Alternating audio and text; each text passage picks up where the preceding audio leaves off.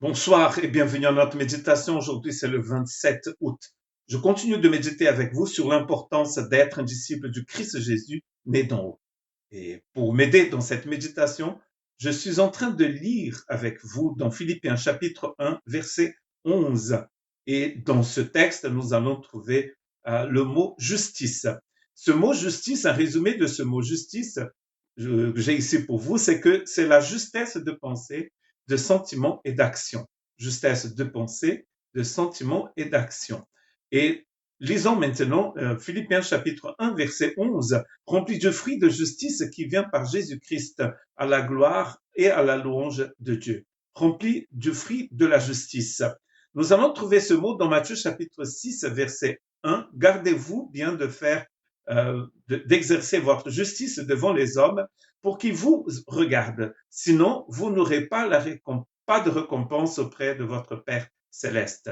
Donc, si nous sommes en train d'essayer d'exercer cette justice devant les hommes, d'ailleurs, ça ne peut pas marcher parce que Paul nous parle du fruit de la justice, c'est-à-dire c'est le résultat de la justice de Dieu. Si nous essayons d'exercer devant les hommes pour nous montrer, nous n'aurons pas de récompense parce qu'en fait, c'est pas comme cela que ça marche avec la justice de Dieu.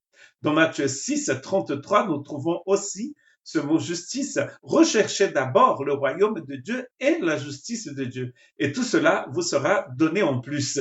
Tout cela, certains pensent que c'est d'ailleurs le royaume et la justice, et d'autres pensent que c'est ce qu'il vient de dire avant. Les soucis de la vie, par exemple.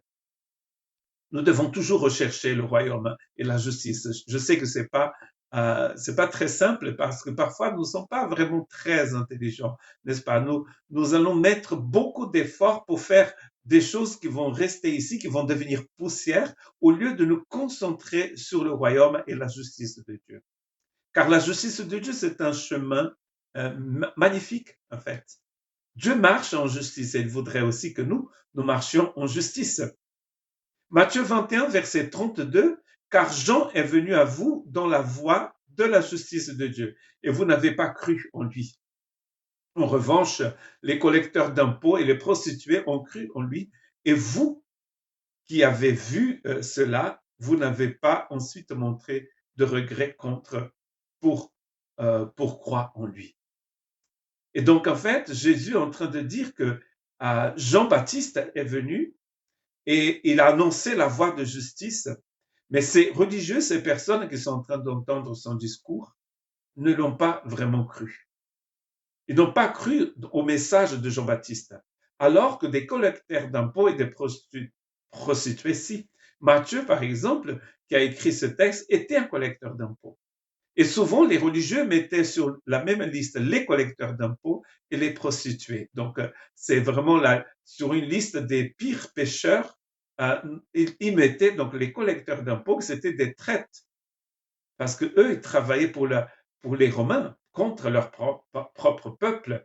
Et les prostituées, n'est-ce pas, on les a toujours mis euh, euh, sur une liste de grands péchés. Nous allons toujours penser aux péchés liés au sexe.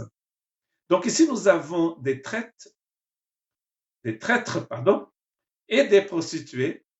Et Jésus dit que ces traîtres et ces prostituées ont cru au message annoncé par Jean. Et ce message annoncé par Jean était le message de la justice de Dieu.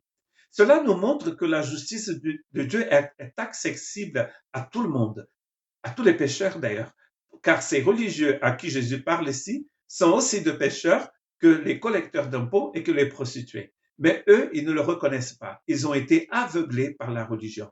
Donc la religion peut vous aveugler, mais Jésus ouvre nos yeux pour que nous puissions marcher dans sa justice. Que Dieu vous bénisse.